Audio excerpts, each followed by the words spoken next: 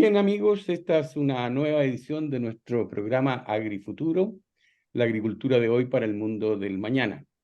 Esta vez me acompaña como co-conductor el socio de Ager Consultores, Pedro Undurraga.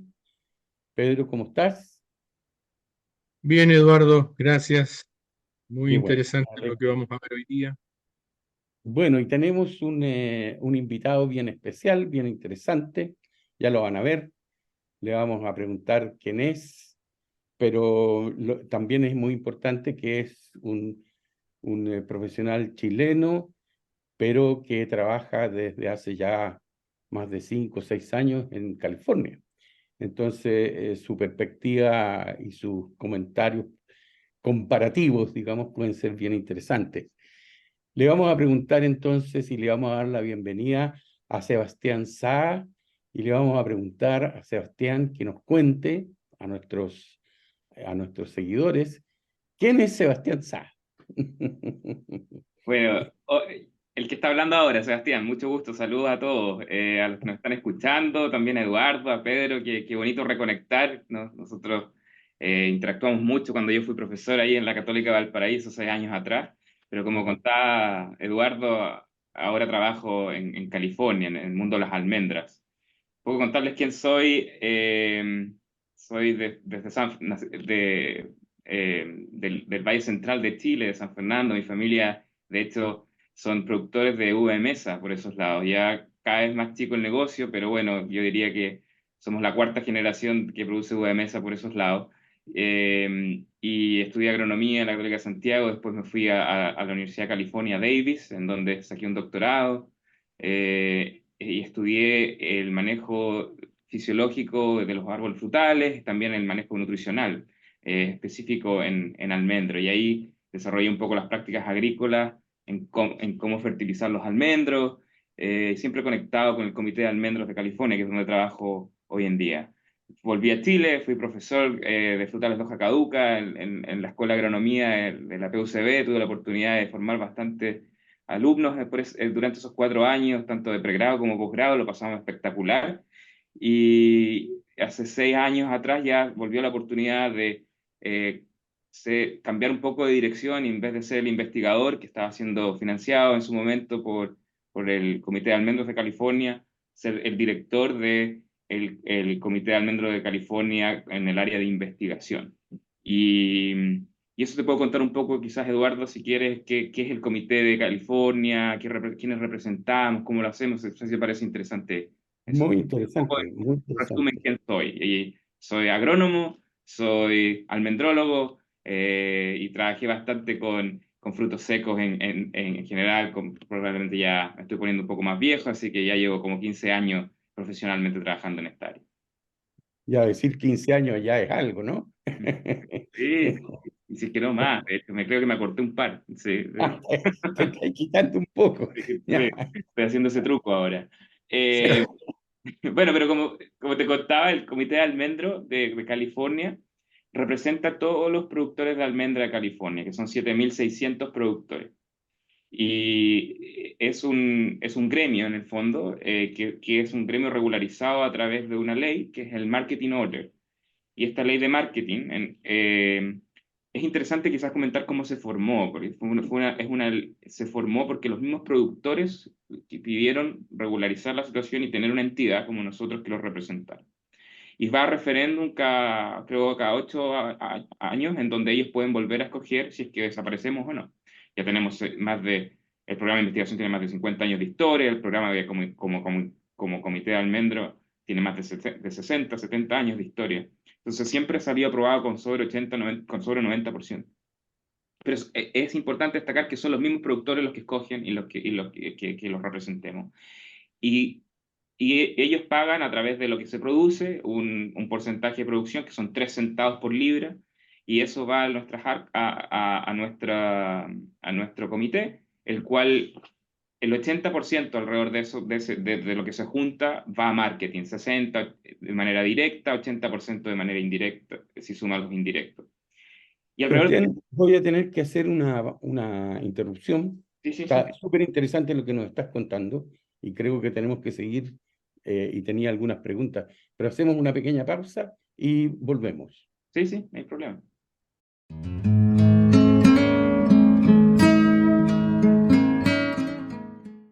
Soy Gabriela Verdugo, socia de GEL Consultores.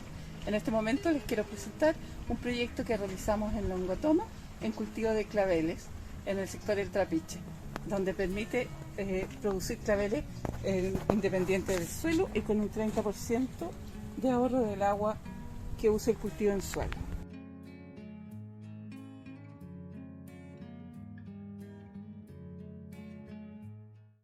Bueno, continuamos entonces con esta interesante conversación con Sebastián. Y Pedro, ¿tú tenías una pregunta o un comentario, no sé? Sí. Sebastián ha tenido la posibilidad de observar dos realidades, la chilena y en este caso la californiana.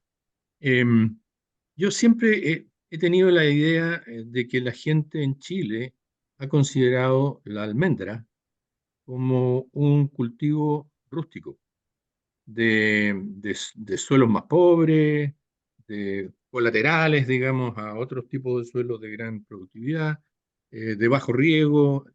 Eh, ¿Cómo me podrías hacer una comparación? ¿Cómo lo ves tú que has tenido la oportunidad de mirar las dos caras de la moneda?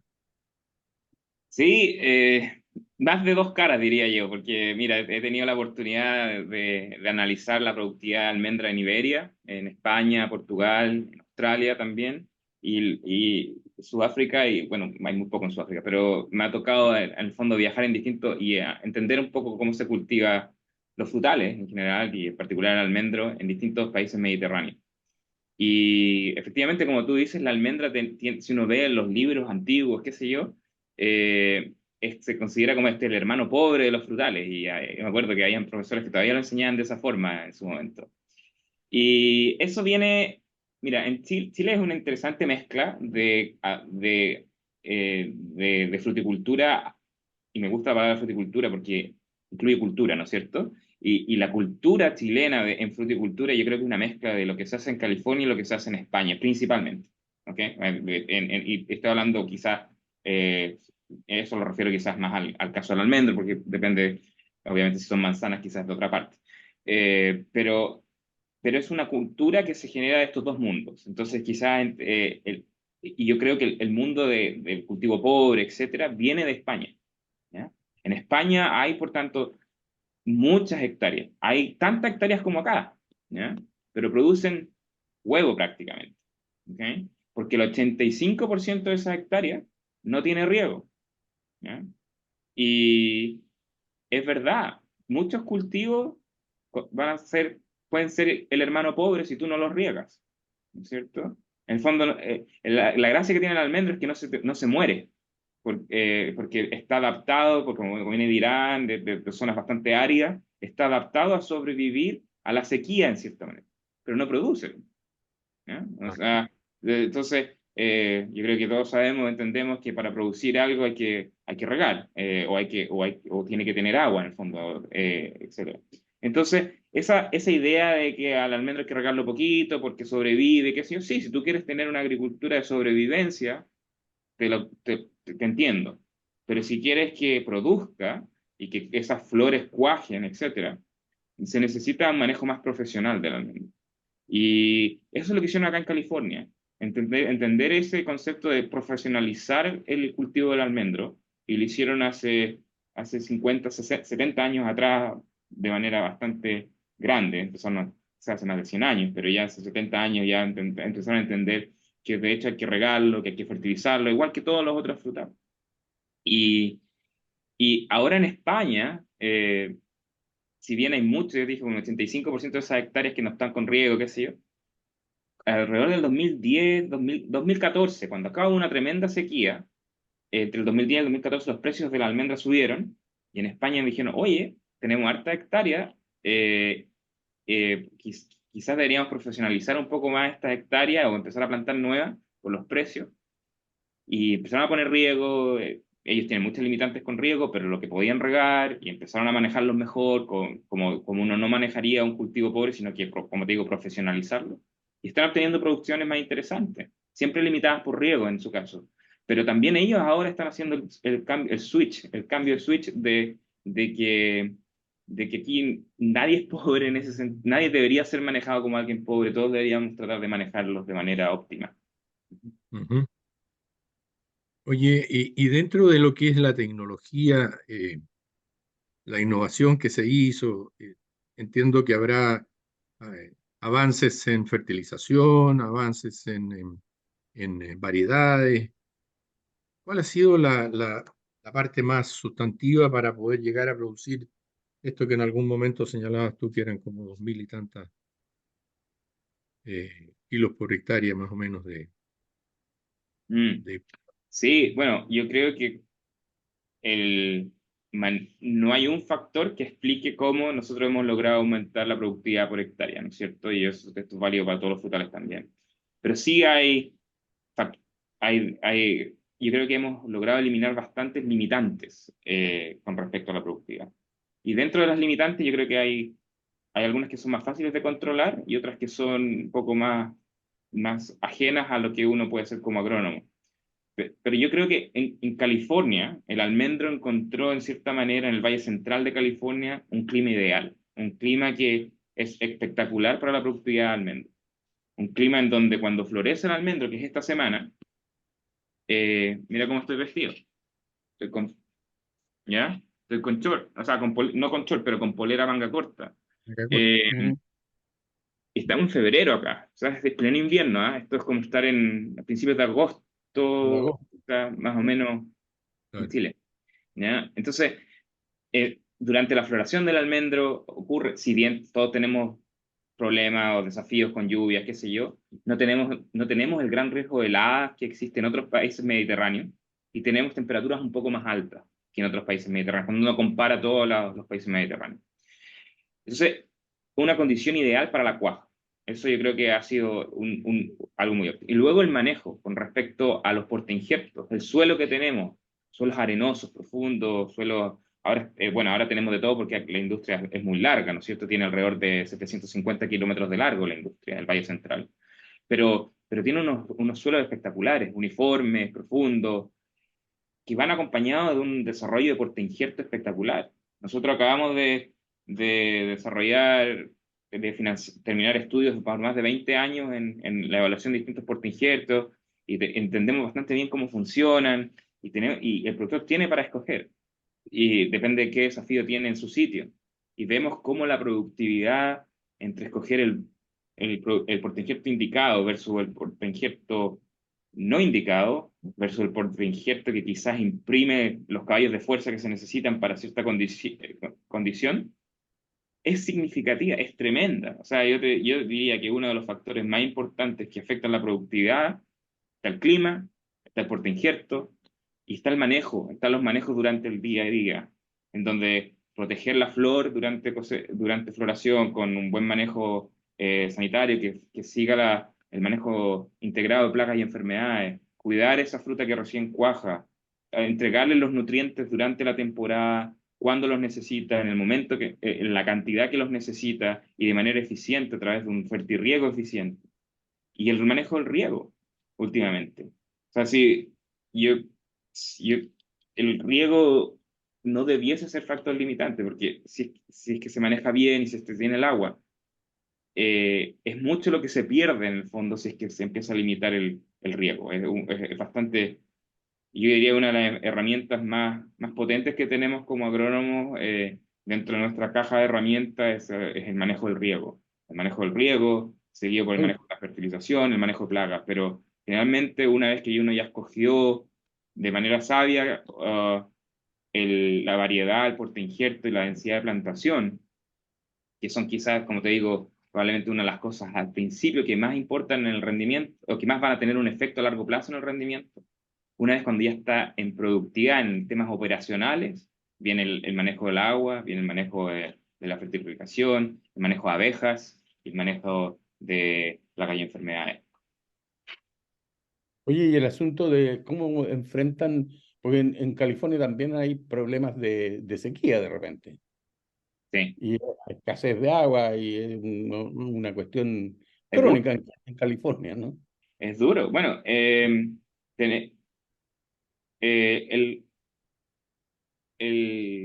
a ver, cuando ocurrió esta gran sequía entre el 2010-2014, se formó luego una ley que se llama SIGMA, que es el manejo sustentable del acuífero, la Ah, cual, en cierta manera, desafía en generar planes a las coaliciones de riego para que alcancen sustentabilidad del acuífero. Quiere decir, hay que recordar que hay muchos acuíferos en California, más que ríos subterráneos son acuíferos.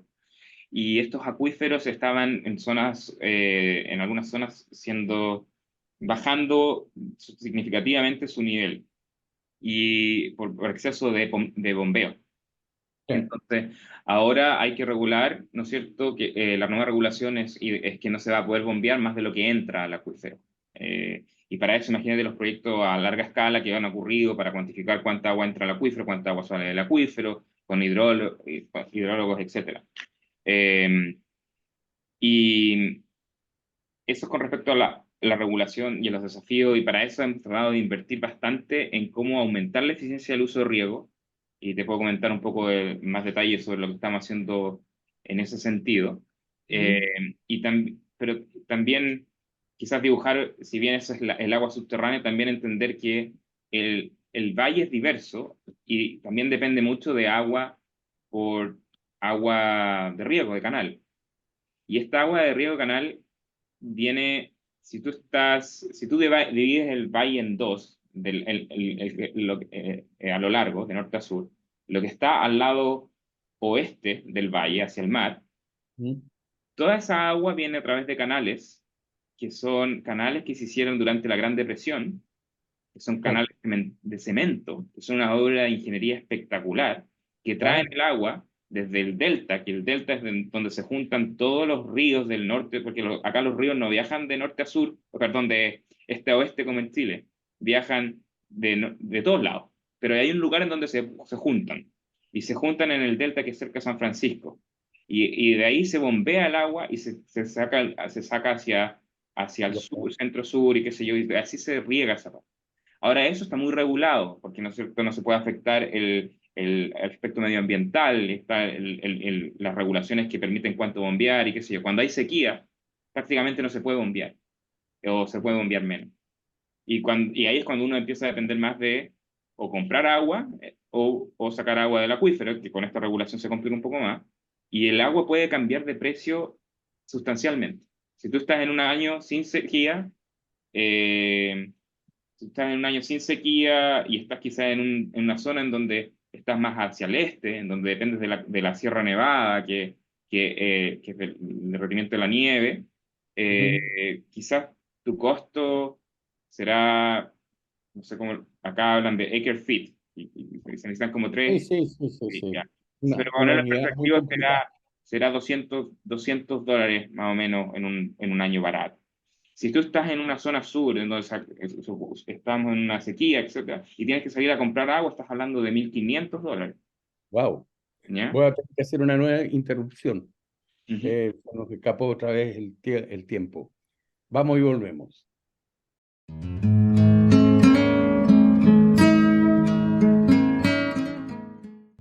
Los consumidores requieren cada vez más alimentos fáciles de preparar, sanos, nutritivos, naturales y sin aditivos. La agroindustria debe producirlos de manera sustentable. Ager Consultores está preparado para realizar estudios que permitan lograr alimentos de estas características.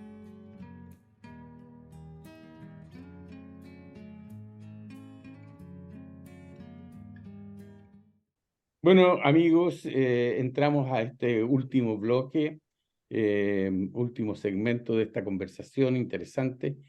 Entonces, quería preguntarte, Sebastián, veo que ya nos has insinuado o explicado de alguna manera que el negocio del almendro ahí en California y probablemente en todo el mundo está cada vez más complicado.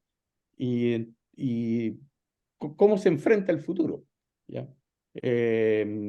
Ya entre las opciones que puede tener un agricultor está dedicarse a otra cosa o simplemente dar grandes pasos tecnológicos con todas las nuevas recursos tecnológicos que se están produciendo. ¿Qué te parece? ¿Cómo ves el futuro del negocio este?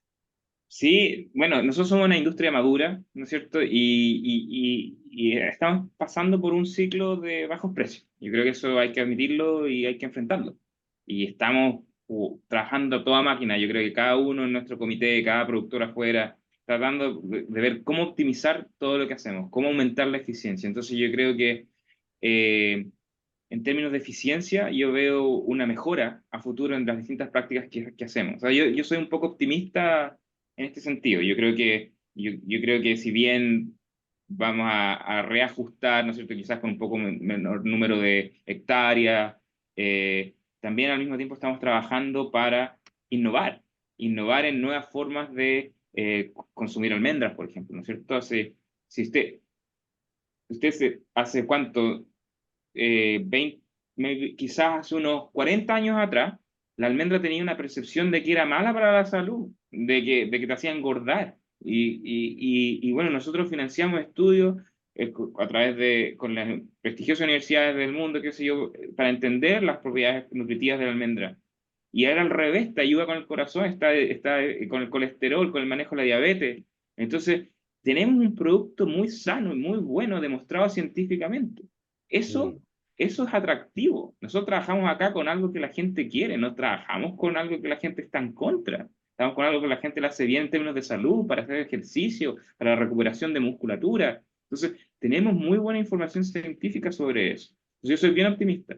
Y esa visión cambió de los 40 años a que era un fruto saludable, y después se vino todo el boom de los productos alimenticios en base a plantas y en almendra, la leche de almendra. ¿Quién pensaba en tomar leche de almendra hace, no sé, 15 años atrás? Eh, Cuando hoy día yo creo que, no sé, en la mañana fue la última vez que mi señora tomó leche de almendra. Entonces, ¿y qué viene después? Yo estoy súper optimista que vamos a seguir encontrando cosas que puedan ayudar a agregar valor a lo que hacemos.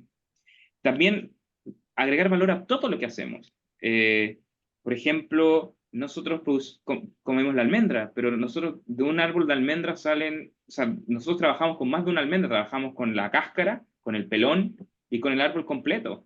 Y todo eso se puede poner al máximo uso.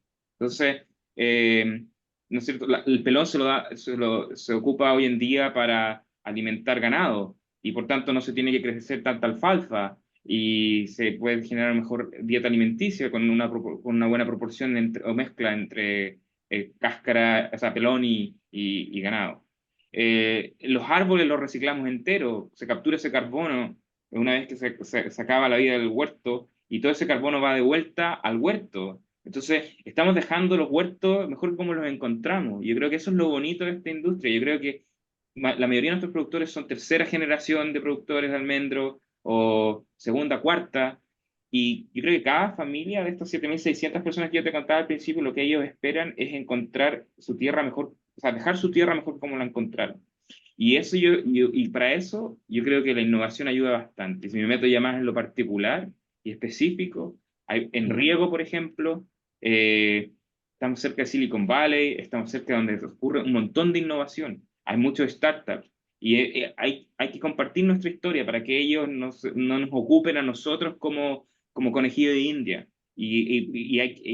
Entonces hay un rol importante mío y de todos de educarlos a ellos y también de estar abiertos a las nuevas oportunidades que ellos van desarrollando. Interesantes avances en términos de telemetría, interesantes avances en términos de imágenes satelitales. Tenemos un proyecto hoy en día, por ejemplo, que involucra 10 investigadores del USDA y otros, y si uno suma todos los investigadores son alrededor de 20 investigadores líderes, gente que tiene laboratorios detrás, que trabaja para entender las imágenes satelitales y empezar a observar cuánto están transpirando nuestros árboles en manera continua y no ocupar valores de referencia, empezar a mover la aguja para poder no solamente tener la referencia de cuánto debería haber transpirado el árbol, que es el ETC, qué sé yo, sino que también agregar cuánto transpiró y agregarlo en tiempo real y empezar a ocupar la inteligencia artificial para poder hacerlo esto para predecir cuánto va a transpirar. Entonces, estamos trabajando con grupos súper interesantes. Está la NASA metida, está Google Earth también metido. Entonces, se puede armar todos estos equipos de trabajo para realmente solucionar problemas que son del día a día, y solucionar quizás preguntas súper simples: ¿cuánto riego? ¿Dónde riego? ¿Cuándo riego? Con sensores automáticos, vemos bastante, ¿no es cierto?, el uso de la bomba de presión, pero tenía problemas que era muy tediosa en el fondo para los productores, entonces nunca logramos más de un 30% de adopción, lo cual la tenemos muy validada, creemos en ella, etcétera, pero en términos de adopción nunca ha escalado más de ese 30%, que el 30% igual es bueno. Evaluamos sensores ahora que pueden medir lo que mide la bomba de presión. Tenemos los datos que salieron recién con la Universidad de California, dos investigadores independientes, ambos concluyen lo mismo. Se pueden ahora automatizar. Con el diseño de riego, empezar a diseñar con flexibilidad. En Chile en algunos aspectos del riego están más avanzados. Diseñan en función al tipo de suelo, diseñan en función con válvulas automáticas. Acá, recordad que el suelo es bastante homogéneo y se hacía un puro bloque de 20, 30 hectáreas fácilmente y con una válvula manual. Entonces, imagínate todo lo que podemos avanzar. Acá ha llegado compañías incluso chilenas que están haciendo telemetría y les está yendo bastante bien por lo mismo, porque está la tecnología, está la masa crítica, está todo para hacer surgir este negocio de una manera más eficiente. Yo creo que se viene un aumento en eficiencia, y termino porque creo que también se viene un aumento en el empaquetado de prácticas que nosotros hoy en día hacemos, pero que quizás hemos fallado un poco en ponerle un nombre que se entienda. Por ejemplo, agricultura regenerativa, producción orgánica, soil health, son la vida del suelo, lo que sea. Nosotros hacemos muchas de esas prácticas y quizás no las hemos comunicado de buena manera a nuestros consumidores. Y estamos trabajando, yo creo, para, ¿no es cierto?, ese manejo orgánico que nosotros hacemos, ese reciclaje del huerto, esas cubiertas vegetales que plantamos. Eso se entienda que es parte de este nuevo universo de lo que el consumidor está pidiendo, y últimamente quizás paga más por eso. Entonces, agregar valor agregado a lo que nosotros hoy en día producimos. O sea, termino con esas cosas. O sea, según lo que dice, podría haber un factor de incremento de los usos, con lo que partiste la explicación, ¿verdad? Ampliar los usos de la almendra, las leches y, no sé, otros productos. Claro, innovar en desarrollo de productos, sí. Y por otro lado, la reducción de costos, ¿no? Claro. Que Costos, es lo que puede generar una nueva condición de eficiencia y de... aumentar la eficiencia, ¿no es cierto? Bueno, claro. Estamos Y eso desarrollando va a variedades autofértil que requieren menos abejas. Entonces, no sé, por Claro. ejemplo, automatizar sistemas de riego, entender bastante mejor cuándo aplicar el fertilizante, cuánto tiene que ser aplicado. Entonces, yo creo que sí, yo me enfoco bastante en la reducción, en el aumento de la eficiencia productiva, pero como bien tú detectaste, Eduardo, está también diversificar la oferta. Claro. Y también encontrar un valor agregado a lo que hoy en día tenemos, que lo terminé dando ahí como ejemplo, catalogando de cierta manera las prácticas que el consumidor está pidiendo y la trazabilidad que está pidiendo. Claro, yo creo que también hay ese factor que le puede agregar valor, que es el impacto ambiental positivo, Bueno, ¿no? por Que supuesto, podría ser un tercer factor, digamos, ¿no? claro, mira, California debe ser uno de los lugares más regulados, la Unión Europea también está muy regulada, y California no se queda exento de manera agrícola, uno de los países, lugares mediterráneos más regulados para producir. Y nosotros lo tenemos registrado, lo manejamos, tenemos un programa en donde todos los productores tienen la oportunidad de compartir lo que ellos hacen. Y entonces, al mismo tiempo, es súper transparente. Entonces, yo creo que estamos posicionados y estamos creciendo sobre cimientos súper fuertes en términos de contar nuestra historia. Entonces, tenemos una bonita historia que contar, y yo creo que eso al final del día el consumidor lo va a seguir agradeciendo. Y por lo mismo soy optimista, y en el largo plazo creo que hay futuro acá, en el fondo. Sí, sí, quizás Mi- Mira qué bien. Muy Bueno, interesante. fíjate que desgraciadamente se nos se nos acabó el tiempo. Eh, ha sido una conversación, creo que sumamente interesante. Sería muy bueno que mucha gente, no solamente de los almendros, sino que de la fruticultura, pudiera ver esta conversación y seguir algunos de los esquemas que... bueno, a nombre de AGER Consultores, Sebastián, te agradecemos muchísimo el tiempo que has tomado para estar con nosotros, acompañarnos en esta conversación. Y ojalá que de repente podamos encontrar una situación en que podamos repetir una conversación de esta naturaleza. Muchas gracias. Y bueno, también agradezco a Pedro el aporte y el apoyo, y será hasta una próxima oportunidad. Y a nuestros seguidores, bueno, no sé si quieres decir algo final, así como en un minuto o menos. Simplemente muchas gracias por la invitación, Eduardo, Pedro, y un saludo a todos los compatriotas que últimamente van a escuchar esta conversación, y gracias por la oportunidad de contar nuestra historia. Si al final yo creo que es una bonita historia que contar, y es atractiva en cierta manera. Así que bueno, muchas gracias por esa oportunidad. Por supuesto que es muy atractiva, por supuesto. Bueno, y a nuestros seguidores, aquí hay un nuevo aporte para la agronomía y para la agricultura del futuro, y nos encontramos en un próximo programa. Eso es, hasta luego. Nos vemos, Adiós. que estén bien, saludos.